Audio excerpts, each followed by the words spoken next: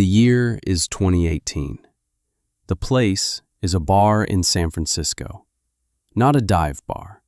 A place with low lighting and high prices, where cocktails have names like The Alchemist's Regret. A man sits at the bar. His name is Julian Croft. He's a gin maker, not a hobbyist, a fanatic. He travels the country looking for botanicals, for things that taste like a specific place on Earth. Tonight, he's just a customer. He orders a gin and tonic. The bartender reaches for a bottle on the top shelf, a bottle Julian has never seen before. The glass is dark green. The label is cream-colored, simple. It says, Arboris Gin, Special Edition. Then, underneath, in smaller letters, featuring black mission figs from Vance Orchard. Julian Croft goes still. He watches the bartender pour. He watches the tonic fizz over the ice. He doesn't hear the noise of the bar anymore. He just sees that name, Vance Orchard. He puts a hand up. Wait. The bartender pauses. Can I see that bottle? Julian holds it. The glass is cool and heavy. He runs a thumb over the name, Vance Orchard. He remembers a dusty road. He remembers a woman with dirt under her fingernails. He remembers the taste of a fig so perfect it was almost an insult to every other fruit he'd ever eaten. And he remembers what she told him, that 12 years earlier she had been told this exact fruit was worthless, not commercially viable, too delicate to ship, too fragile to survive the market, a liability, a loss. Someone looks at the bottle in his hand. Is that any good? Julian looks up. He doesn't answer right away. He just thinks about the gap between what someone is told they're worth and what they are. This is one of those stories, the kind of story we were created to tell, about the people who are counted out, the ones who refuse to listen, the ones who build something on rejected ground. If you believe these stories matter, subscribe to this channel. Become part of a community that remembers the names the world tried to forget. Because we have another one for you today. Let's go back. Let's go back to the beginning. The story starts not with gin, but with grief. The year is 2006. The place is a 3-acre plot of land in California's Central Valley. The land isn't much to look at, mostly tired soil. But in the middle of it sits an acre of fig trees, old trees, planted by Elara Vance's grandfather in 1952. Black mission figs. Not the tough, pale green Calamirna figs you see in stores. These were different. The skin was a deep, velvety purple black. The flesh inside was the color of strawberry jam. And the taste. It was honey and pepper and something you couldn't name. Her grandfather used to say the trees were family. He knew each one. The one that leaned west. The one that always fruited first. The one that was struck by lightning in '78 and survived. He'd walk the rows every morning, a hand on the bark, listening. He had a saying. Elara heard it her whole life. Listen to the tree, not the market. The fruit tells you when it's ready. Then he was gone. A heart that had beaten for 87 years just stopped. Elara inherited the land, the debt that came with it, the 3 acres, and the 1 acre of stubborn old fig trees. She was 28 years old. She had a degree in library science she wasn't using. She had a quiet certainty she couldn't explain. The farm had to continue. It was the only thing that made sense. The neighbors were practical, good people. They offered advice over fences. You should pull out those old trees, Elara. They're past their prime. Plant almonds. The money's in almonds. Or pomegranates. There's a market for that. Figs are a niche thing, a hobby crop. She listened. She nodded. She thanked them for their concern. And she spent the spring pruning the fig trees, just like her grandfather taught her. She learned the rhythm of the place, the way the soil felt in the morning, the way the leaves curled in the afternoon heat. By late August, the fruit was ready. Not all at once. That was the problem with these figs. And the beauty. They ripened in their own time. A few here, a few there. You had to walk the orchard every single day. You had to know the exact moment of perfect ripeness. Not a day before, not an hour after. The skin would give just slightly under your thumb. The tiny opening at the bottom, the ostiole, would glisten with a drop of nectar. That was the signal. She picked for a week, carefully, laying each fig into a shallow paper-lined tray, not stacking them. They would crush under their own weight. They were that delicate. She ended up with 22 crates, each one a perfect arrangement of purple-black jewels. She loaded them into her grandfather's old pickup truck, a 1988 Ford F-150. The engine turned over on the third try. She drove 10 miles to the town of Sanger, to the Central Valley Growers Cooperative, the co-op. It was the center of the universe for 100 small farms, a place of concrete floors and corrugated steel walls. The air smelled of cardboard and diesel and ripe peaches. This was the gate. If you could get your crop through this gate, you had a chance. You could survive another year. The manager's name was Frank Davies. He was a good man, everyone said so. Coached Little League for 20 years, served on the church vestry, deacon. He had managed the co-op for 30 years. He knew fruit. He knew logistics.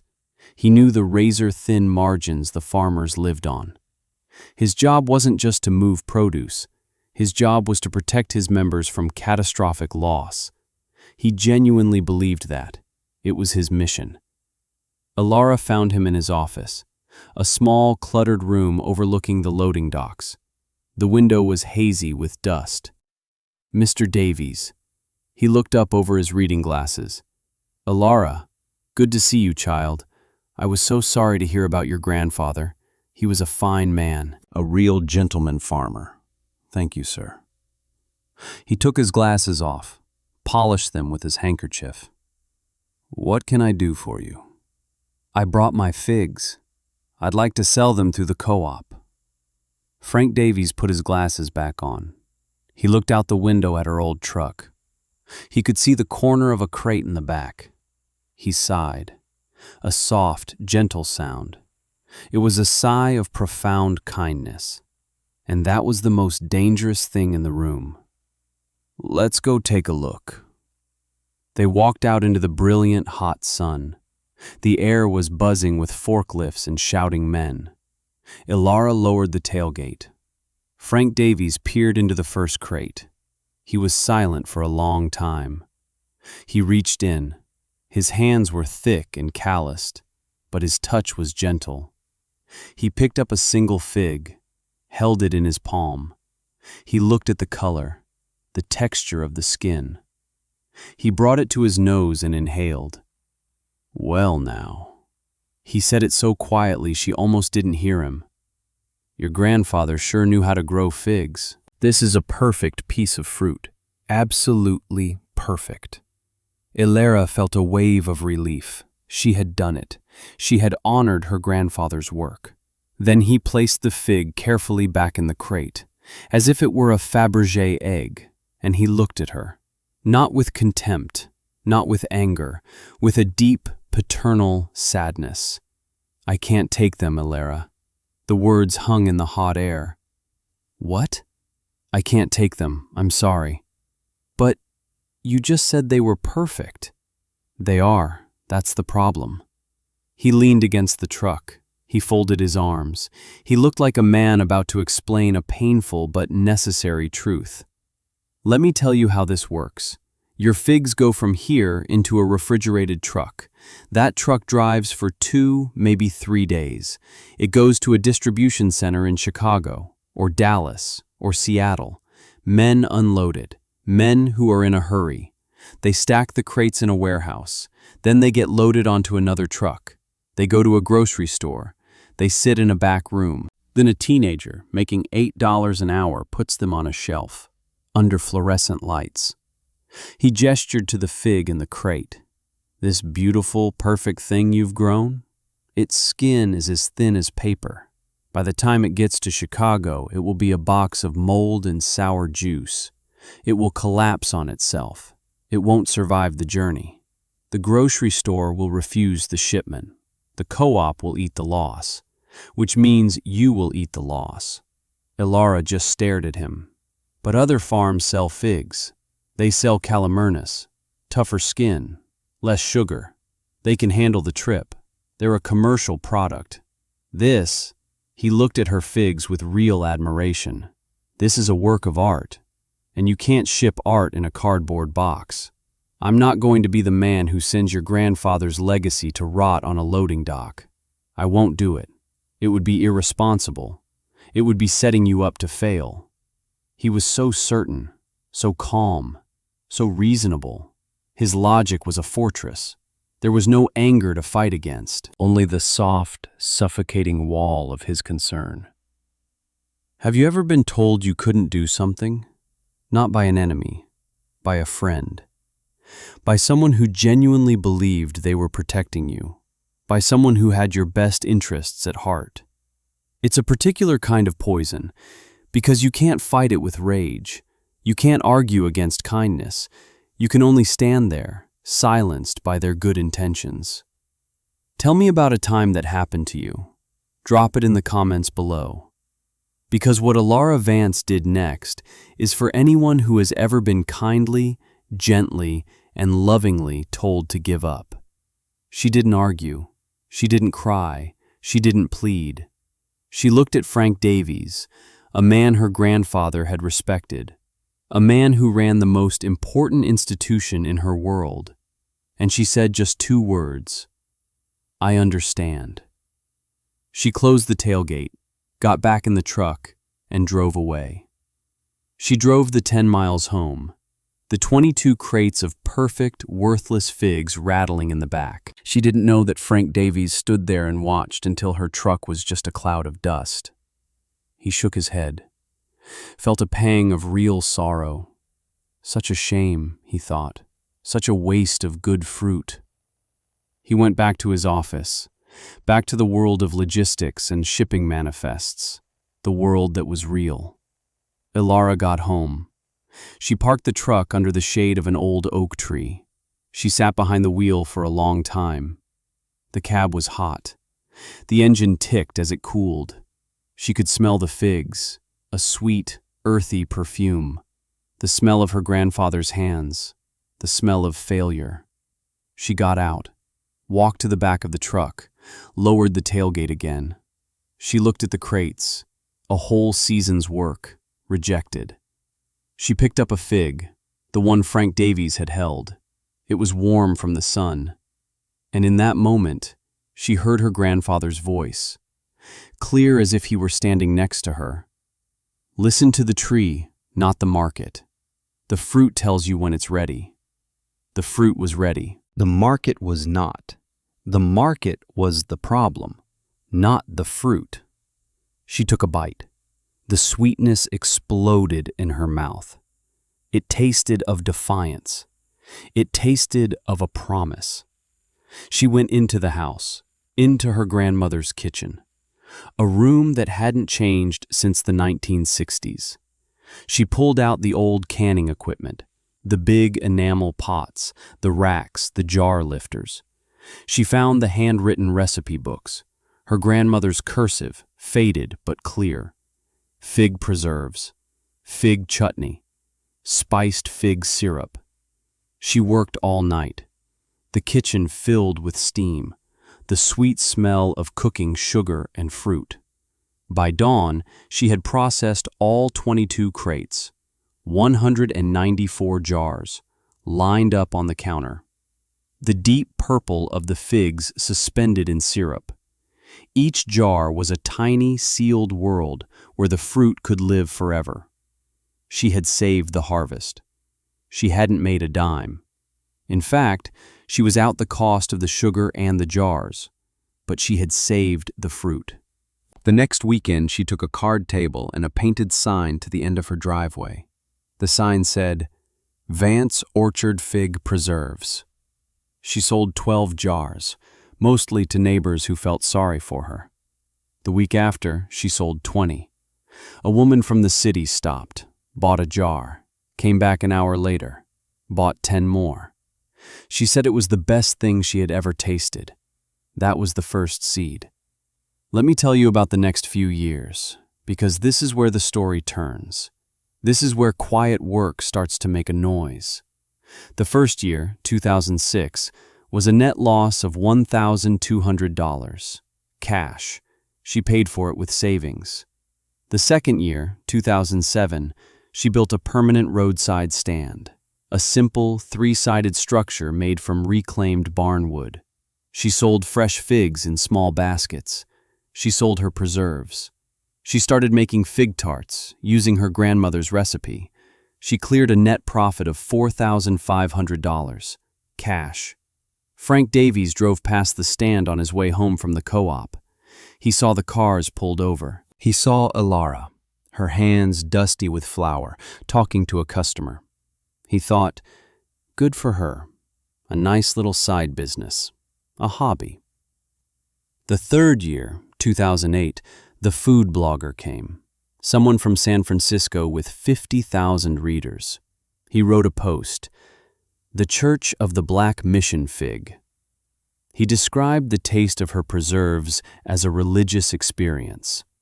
The next Saturday, the cars were lined up for a quarter-mile down the road. She sold out by 10 a.m. Net profit for the year, $22,000, cash. She didn't buy a new truck. She didn't renovate the house. She invested in the business. She bought a small, commercial-grade kitchen setup, stainless steel tables, a 6-burner stove, a 20-quart mixer, all used, all paid for with money she earned, cash. The fifth year, 2010, she hired her first employee, a high school kid from the next farm over, to run the stand while she worked in the kitchen. She perfected a new product, fig balsamic vinegar. It took her 6 months of trial and error. It was a hit. Net profit, $58,000, cash.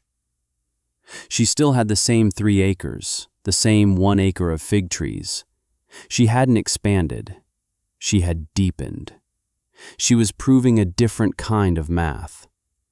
The co-op model was about volume, acres and tons. Her model was about value, ounces and dollars. Frank Davies heard about her success at the Rotary Club meetings. He saw her name in a local newspaper article about agritourism. He felt a strange mix of pride and confusion. He couldn't make the numbers work in his head. How could 1 acre of figs generate that kind of income? It didn't fit the model. It defied the logic of the system he had spent his life perfecting. He was a good man. He was happy for her. But there was a small, quiet part of him that felt a sense of unease. A sense that the world he understood was changing in ways he couldn't control.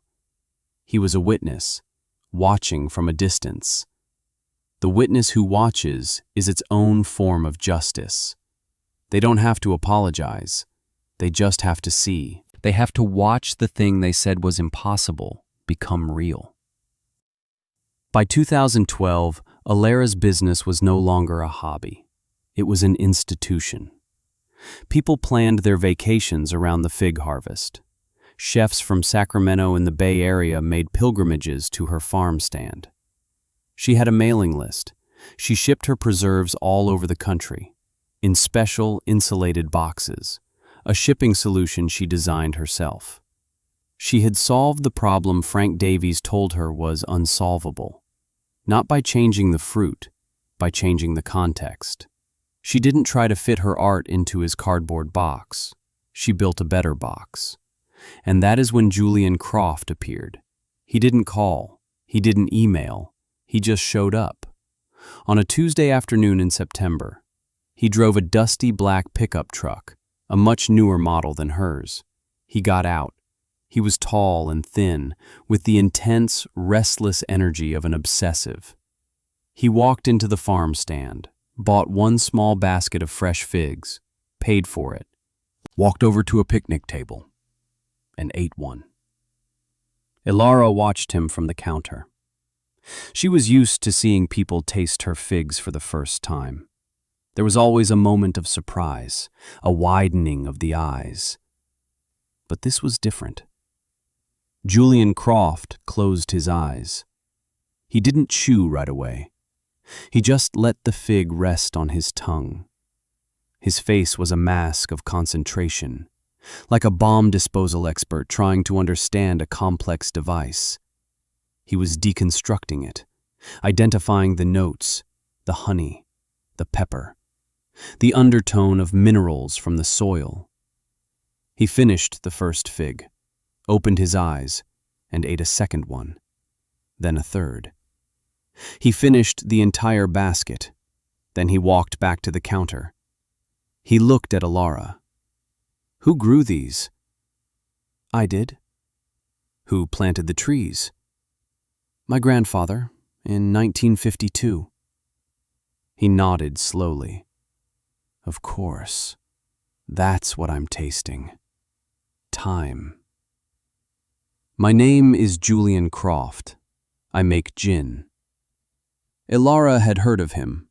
Arboris Gin, a small cult brand, famous for its use of unusual, locally sourced botanicals. "I have a proposition for you. I want to buy your figs." "I'm sorry, I don't sell wholesale." "I know. I don't want to sell them in a store. I want to put them in a bottle." He explained his idea. A special edition gin, distilled with her Black Mission figs. A gin that would taste like this specific acre of land. He didn't want to ship the figs. He knew they were too delicate. "I'll bring my equipment here. A small, portable copper still. We'll macerate the figs the day they're picked. Capture the flavor at its absolute peak. Right here, on your farm." He wanted to jar them on the spot, but with alcohol, not sugar. Ilara was skeptical. She had built her business on caution, on self-sufficiency. No debt, no partners, no asking for permission. She had been hurt by the system once. She had no desire to re-enter it. "Why?" she asked. "Why go to all that trouble?" Julian leaned on the counter. He looked out at the orchard. "Because I've spent the last 10 years of my life searching for flavors that have a story. Most things you buy today, they're designed to be consistent. An apple in California tastes exactly like an apple in New York. They've engineered the story out of it. They've engineered out the risk, the fragility. But the fragility is where the character is."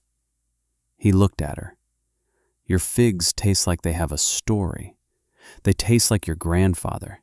They taste like your refusal to pull them out. That's a flavor you can't fake.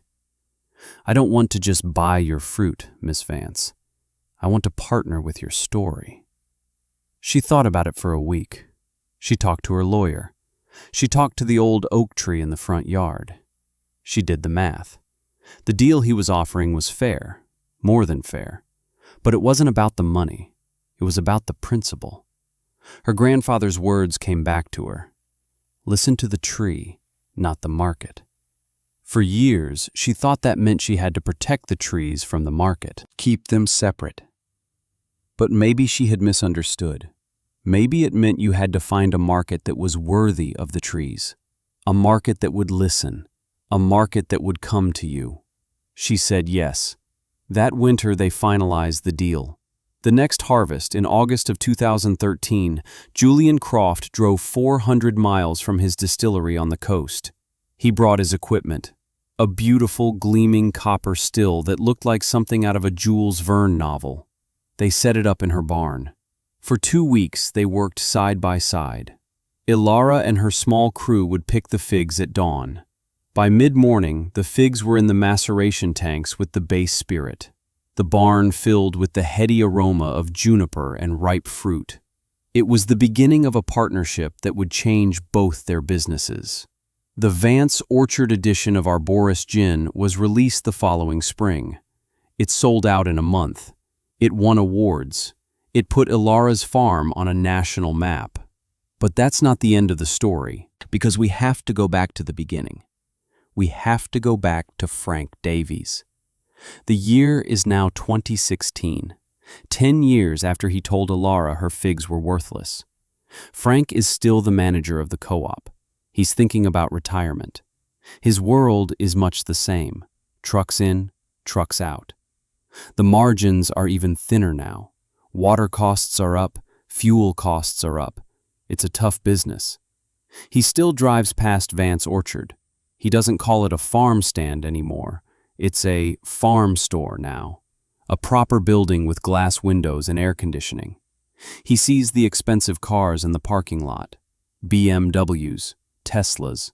He sees the articles about her in magazines at the dentist's office. He sees the bottles of that fancy gin in the liquor store, with her name on it, Vance Orchard. He feels a feeling he can't quite name. It isn't jealousy. It isn't regret. Exactly. It's a profound sense of dislocation, like he's discovered a fundamental law of physics is wrong. He had been so sure. His certainty had been a shield, a way to protect people. But what if his shield had been a cage? One Tuesday, his son comes to see him. His son, Michael, is a farmer too, grows organic stone fruit. He's a good farmer, but he's struggling. He wants to expand, put in a new block of experimental pluots. The bank turned him down for a loan. They said he was too small, too much of a risk. They wanted to see guaranteed sales contracts, not with a co-op, with specialty buyers, high-end restaurants, gourmet retailers, the very market the co-op system was designed to bypass. "I don't know what to do, Dad," Michael says. "I'm stuck." Frank sits in his office, the same office where he talked to Ilara 10 years ago. The window is still dusty, and he knows, with a sinking feeling, what his son has to do, who he has to ask for help. "There's only one person I can think of," he says. "She has connections. She knows that world. You should go talk to Ilara Vance." Michael looks at his father. He knows the story. Everyone in town knows the story. The day his dad turned her away. "Are you serious?" Frank Davies looks out the window at the loading docks, at the big trucks and the pallets of identical, durable, shippable fruit. He looks at the system he has given his life to. "Yes, I'm serious. Go ask her. Tell her I sent you." So Michael goes. He drives to her farm. He finds Ilara in the orchard, checking the drip irrigation lines. She listens patiently. She doesn't say much. She looks at this young man, the son of the man who told her she would fail. And she sees not an enemy, but a fellow farmer, someone who loves the land, someone trapped in the same system she escaped. She makes a few phone calls, to a distributor she works with in Los Angeles, to a chef in Napa. She vouches for Michael, for the quality of his fruit.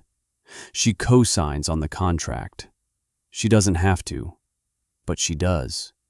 She is building a different kind of co-op, one based on reputation, not volume, on character, not just produce. A week later, Frank Davies comes to her farm. It's the first time he's set foot on her property in a decade. He parks his sensible Ford Taurus next to a gleaming new delivery van. He walks into the store. It's beautiful. Clean lines, warm wood, products displayed like jewelry. He sees his son's Pluot preserves on a shelf, with a little card that tells Michael's story. Alara is behind the counter, arranging a display. She looks up, nods. "Mr. Davies." "Frank." "Please, call me Frank." He looks around the store, at the awards on the wall, at the happy customers. "I came to thank you for what you did for Michael. The bank approved his loan. You didn't have to do that." Alara finishes her display, wipes her hands on her apron. "Yes, I did. We're neighbors. That's what neighbors do." Frank shuffles his feet. He feels the weight of the last 10 years, the weight of his own certainty. "I was wrong," he says. The words come out quiet, almost a whisper. "That day, with your figs, I was so sure I was right. I thought I was protecting you." Alara looks at this man, this good man, this kind man, this man who almost ended her dream before it began. She feels no anger, no desire for revenge, only a deep, quiet sadness for the way the world works. "You weren't protecting me, Frank. You were protecting the system. There's a difference. My figs didn't fit your system, so you told me the figs were the problem, but the system was the problem. It's too slow, too big. It breaks anything that's fragile." She picks up a jar of her preserves, holds it out to him. The solution wasn't to grow tougher fruit. It was to build a smaller, faster boat. He takes the jar, looks at the label. Vance Orchard. Simple, clean, honest. He finally understands. He wasn't just wrong about the figs. He was wrong about the future. He leaves the store, gets in his car, and for the first time, he doesn't just see her success. He understands it. And that understanding is the final chapter of his story, but not hers. Because a legacy is not about proving the doubters wrong. It's about what you build for the people who come after you. Alara Vance is still on her 3 acres. She never bought more land. But her influence grew. She started the Fragile Fruit Project, a grant for farmers under 30 who want to grow heirloom varieties. Varieties the co-ops won't take. She provides seed money, mentorship, and, most importantly, a guaranteed market through her store. She built the boat. Now, she's helping other people get in. Her grandfather's orchard is a living classroom. She teaches workshops on small-scale farming, on value-added production, on how to tell a story with a jar of jam. On a shelf in her office, there is a single jar of fig preserves. The label is handwritten, dated September 2006. It's from the very first batch she ever made. The physical proof of a quiet decision. The artifact of a night spent turning rejection into resolve. Sometimes her daughter, who is now 10, asks her about it. "Why do we keep that old one?" And Alara tells her the story. The story of a perfect fruit that nobody wanted. The story of a kind man who was wrong. The story of a long drive home. Because this is the truth of it. The most dangerous limitation is the one imposed by someone who believes they are protecting you. Certainty, delivered with kindness, is more damaging than hostility. It cannot be fought. It can only be disproven. With years, with decades, with quiet, relentless, daily work. Right now, somewhere in the world, a young person with a fragile idea is being told it won't work, it won't ship, it won't survive. They're being told this by a good person, a parent, a teacher, a boss, someone who is just trying to protect them from failure. If you are that person, listen. Your idea is not the problem. The system might be the problem. The box might be the problem. If you are telling someone their dream is impossible, pause. Ask yourself, are you protecting them, or are you protecting the world as you know it? This story is for them, for the ones with the fragile fruit, for the ones building a better box. If this story reminded you of someone, Share it with them. Let them know you see their fight. Let them know they are not alone. Subscribe for more stories about the quiet heroes, and never, ever let someone else's certainty define your possibility. The fruit tells you when it's ready. You just have to be brave enough to listen.